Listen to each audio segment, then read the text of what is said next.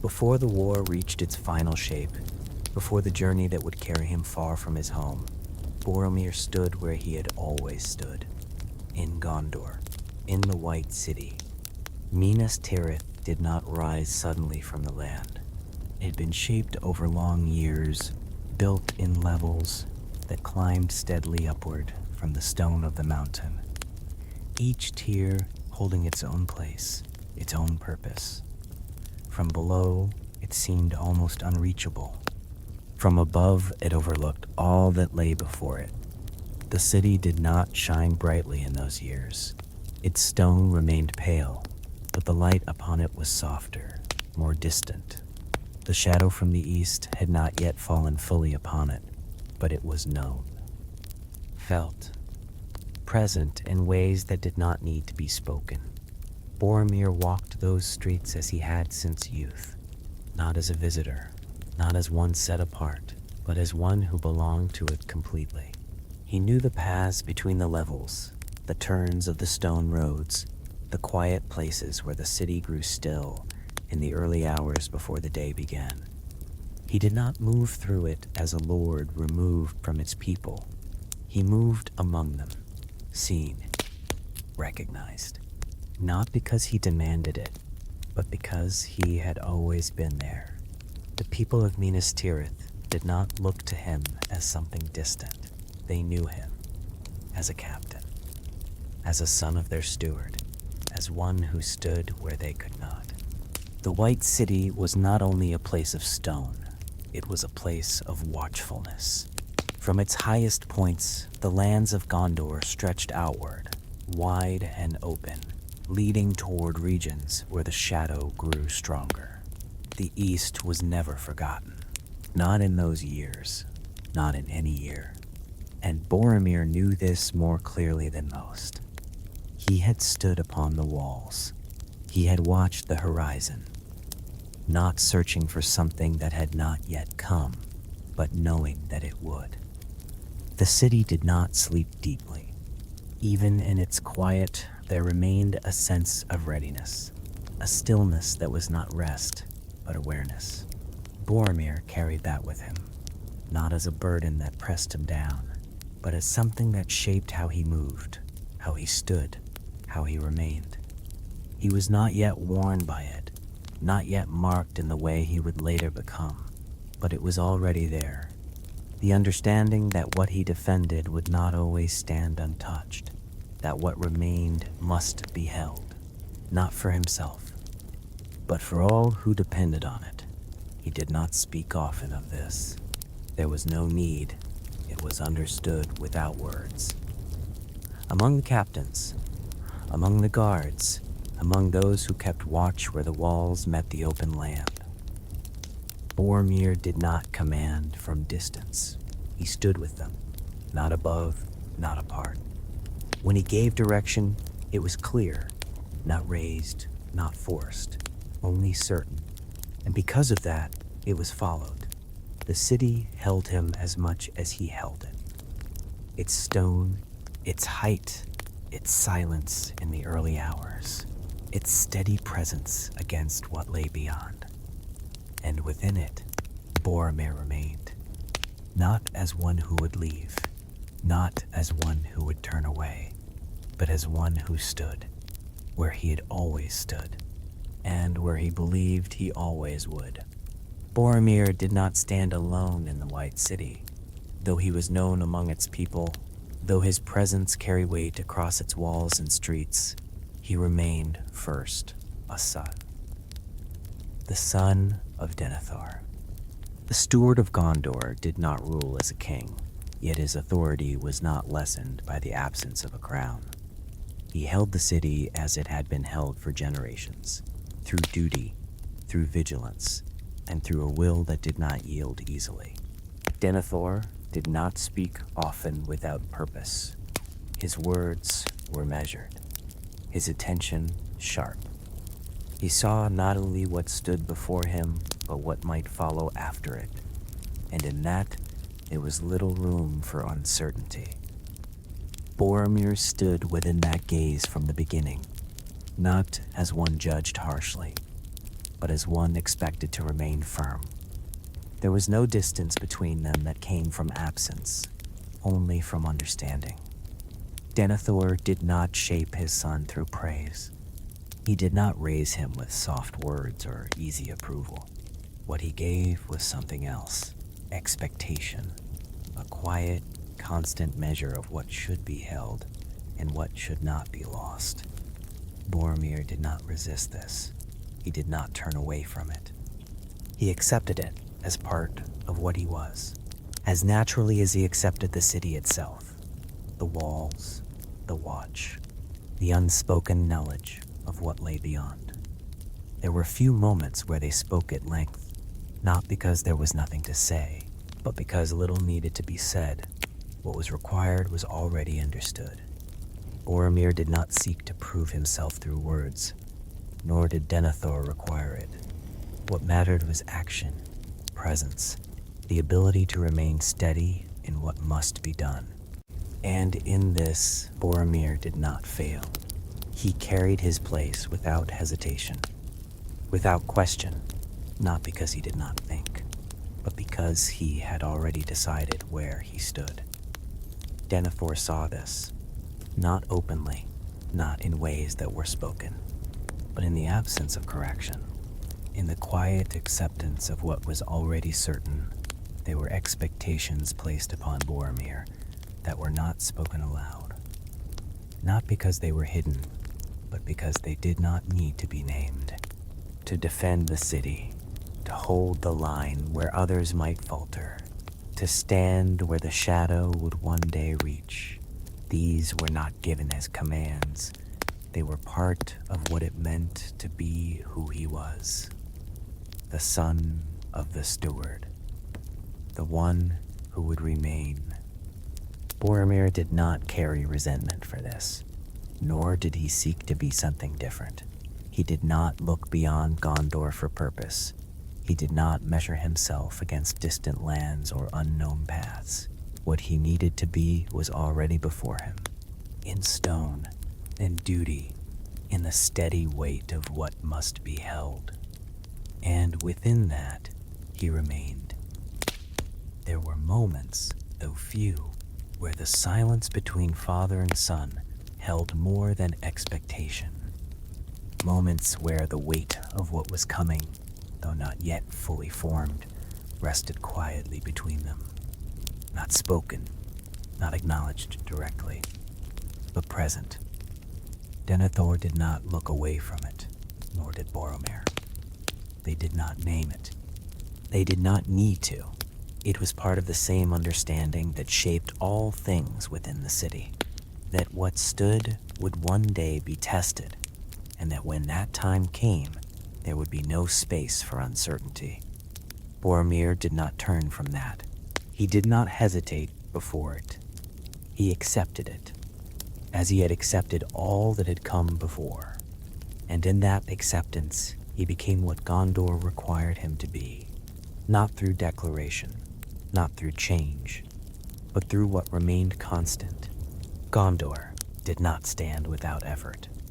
Though its walls were strong, though its city rose high and seemed unyielding, what held it in place was not stone alone. It was vigilance, constant, unbroken. From the eastern borders to the walls of Minas Tirith, there was no place where watchfulness could be set aside. The shadow that lay beyond did not always move, but it was never absent. Boromir knew this not as a distant truth, but as part of his daily life. He did not learn it in a single moment. He grew into it. From the first times he stood upon the walls, looking out across the lands beyond, to the years when he rode among the soldiers who held Gondor's borders, it became part of him. The burden of Gondor was not carried in one place, it was spread. Across fields, across rivers, across quiet outposts where few stood, but where each one remained necessary. Boromir did not remain within the city alone. He rode outward, not as a figure sent away, but as one who chose to be where he was needed. The men who rode with him did not see him as distant. He did not command from behind. He did not hold himself apart. He rode among them, shared the same ground, the same long hours, the same silence that came when there was nothing to be said. Lands beyond the city were not empty. They held their own life, their own rhythm, but they also held something else. A tension that did not rise to the surface, but remained beneath it. A knowledge that what lay further east did not sleep. Even when nothing moved, even when the horizon remained still, Boromir did not look upon that horizon with uncertainty. He did not wait for signs. He understood that what would come would not announce itself in time, that when it came, it would already be present. And so he prepared, not with urgency, not with fear, but with steadiness. The training of men, the strengthening of positions, the quiet shaping of readiness. These were not actions that would be remembered in great tales. They were not moments that would be spoken of, but they were what held Gondor together. Boromir did not seek recognition for this. He did not need to. The work itself was enough. The knowledge that what he did allowed others to remain, that what he held did not fall, that the city behind him continued as it always had. This was not a burden that pressed him down. It was one he carried without question, because it had always been his. There were battles, though they were not constant, not every day, not every season, but enough that the memory of them remained.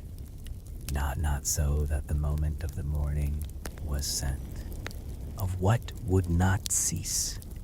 Boromir did not rush into these moments.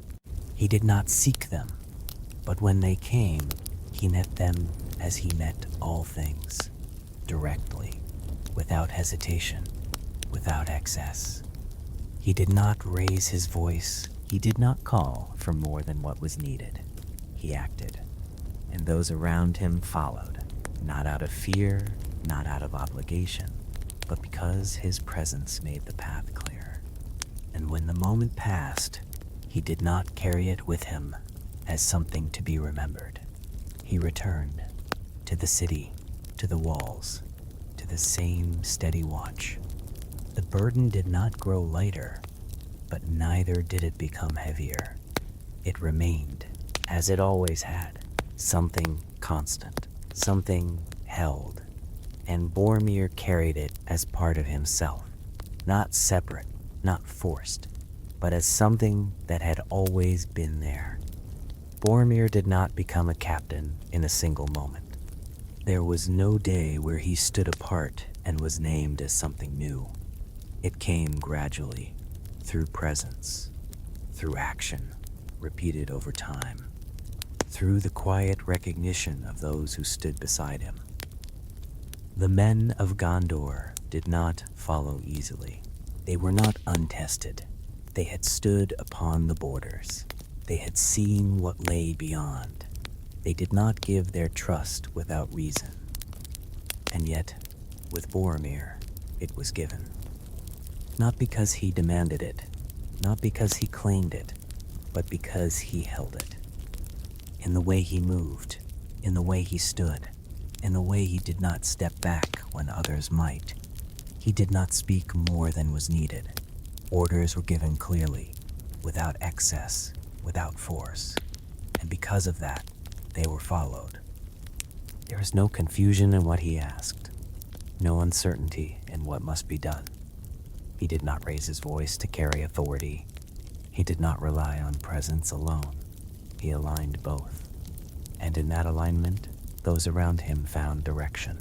The field did not shape him. He shaped how it was held, not through command alone, but through steadiness. Men look for something to follow, not always in words, not always in strength, but in certainty. And Boromir carried that. Even when the path was not fully clear, even when the outcome was not known, he did not hesitate, not in the way that others might see. His thoughts remained his own, but his actions did not wait for them to be resolved completely. He moved, and others moved with him. There were moments where this mattered more than any command, moments where the difference between standing and breaking could not be measured in numbers. In those moments, Boromir did not become something greater. He remained as he had always been, and that was enough. He stood where the line held. He did not look beyond it. He did not measure what lay behind, only what was before him. And in that focus, the men beside him found their own. It was not spoken, not named, but understood. That where he stood, they could remain. Not without effort, not without cost, but without uncertainty. Boromir did not seek to be followed. He did not look back to see who remained behind him. He trusted that they would. And because he did, they did. This was not built in a single battle, nor in many. It was built over time, through repetition, through presence that did not change, through action that did not falter. And because it was built slowly, it did not break easily. The men of Gondor did not speak of him as something distant. They did not place him beyond themselves. He was one of them, and yet not the same. Because where others might waver, he did not. Where others might pause, he continued. Not with force, not with urgency, but with a steadiness that did not leave room for doubt. And in that, he became what Gondor required, not only a son of its steward, but a captain of its men. Strength, when carried long enough, does not remain unchanged. It settles, not outwardly, not in a way that can always be seen, but within. Boromir did not speak of what he carried. There was no moment where he said it before others, no words given to describe it, because it did not exist as something separate from him. It was part of what he was. The burden of Gondor had always been present, but over time, it became more defined, not heavier in a way that slowed him, but clearer, more constant. The knowledge of what stood against them did not leave his thoughts when he left the walls. It remained, not as fear, not as doubt, only as something that could not be set aside. Even in moments of quiet, when the city rested and the wind moved gently through its streets, it remained. A presence that did not press, but did not fade. Boromir did not resist it. He did not seek to lessen it, because he understood that it was not something to be removed. It was something to be held. The men who rode with him did not see this, not fully. They saw his strength, his certainty, his ability to stand without hesitation. They did not see the quiet spaces between these things, the moments where nothing was required, where no decision stood before him, where no action called to be taken. It was in those moments that what he carried became most present. Not overwhelming, not consuming, only there. As it always was, his thoughts did not turn away from it. They moved through it, without resistance, without need to resolve what could not yet be changed. This was not a burden that broke him. It did not divide him. It did not cause him to falter, but it shaped him in ways that were not always seen. There were times when others spoke of Gondor as something that would endure, as something that had always stood and would continue to stand. Boromir did not disagree, but neither did he hold to it without question. He knew what lay beyond the borders. He had seen enough to understand that endurance was not given. It was held, and holding it required more than strength alone. It required constancy, a willingness to remain, even when the outcome was not certain, even when the path ahead did not promise victory.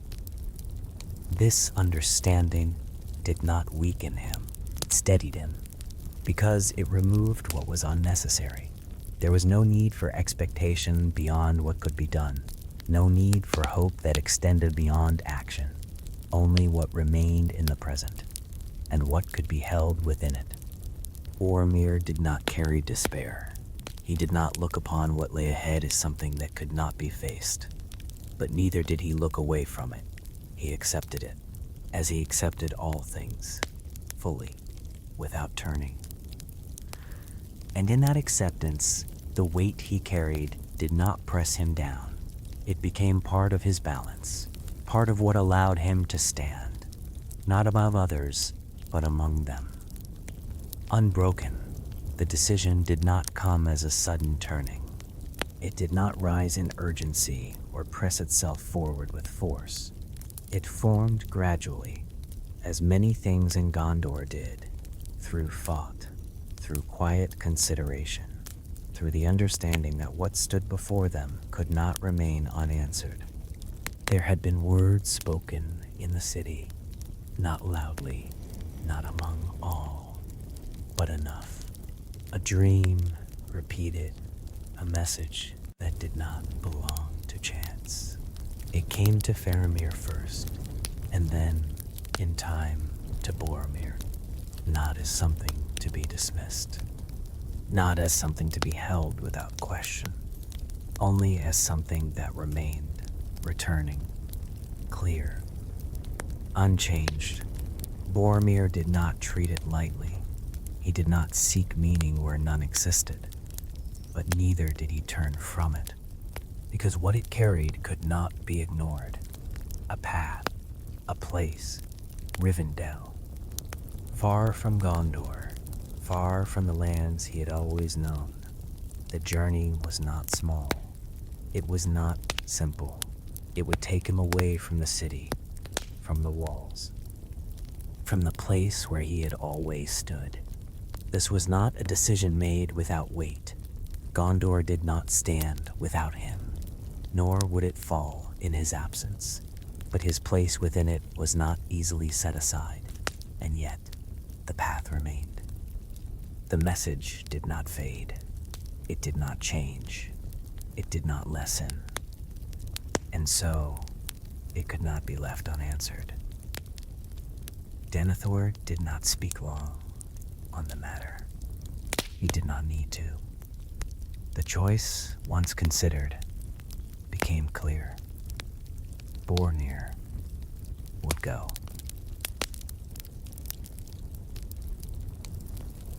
Not as one sent away, but as one who would carry Gondor beyond its walls, into lands that did not know it as he did, into places where its need might be understood. The preparation was not hurried. There was no gathering of men, no company formed to accompany him. This was not a journey of many. It was one of a single path. Boromir did not leave with ceremony. There were no words spoken before the city, no moment that marked his departure as something greater than it was. He prepared as he always had, with care, with steadiness. His armor was not changed.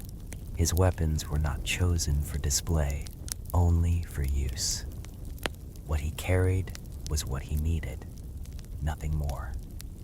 The city remained as it always had. The walls stood. The wind moved through its streets. The people continued in their lives, and Boromir moved among them one last time, not as one leaving, but as one who remained part of it, until he no longer stood within it. When he departed, it was without sound, without announcement. He passed through the gates as he had many times before, not turning back, not pausing, because there was no need.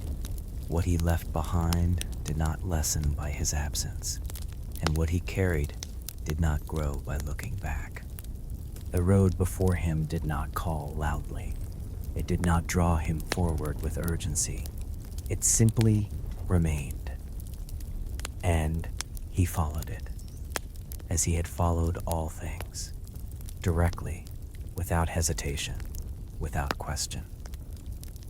Before the war, before the road carried him far from Gondor, before the moments that would later be remembered more clearly than all that came before them, Boromir had already become what he needed to be, not through a single act, not through one decision, but through years that had shaped him without drawing attention to it. The city had formed him, its stone, its silence, its constant watch toward the east. The men who stood beside him had formed him as well, not through words, but through shared ground, shared effort, shared understanding of what must be held. And within all of this, he had not changed himself into something greater. He had remained steady, certain, present in what was before him. He did not seek to be remembered. He did not act with the thought of what might follow after. What he did because it was required, because it was his place, because it could not be left undone. The strength he carried was not shaped for display. It was not meant to be seen from afar. It was meant to remain, to hold, to endure. And it did. The burden he carried did not break him. It did not divide him from what he was. It became part of how he stood, part of how he remained unshaken, even when what lay beyond Gondor grew darker with each passing year. He did not look away from that darkness. He did not turn from it, but neither did he allow it to change what he held. He remained who he had always been, a son of Gondor, a captain of its men, a man who did not step back from what stood before him, even when the path was uncertain. Even when the outcome was not known, the road that took him from Minas Tirith did not change this. It did not make him into something new. It revealed what had already been there, what had been built over years that were not spoken of often, what had been held quietly, without need for recognition. And though what would follow would shape how he was remembered, it did not define him entirely, because before all of that, before the fellowship, before the war, before the fall that would be spoken of more than the years that came before it, there was this, a man who stood where he was needed, who carried what he must, who remained without hesitation, without turning, and in that, he was complete. Writing. If you'd like to remain in these quiet stories, there are more waiting for you. You can stay and let another begin. And if you return often, you can follow the channel.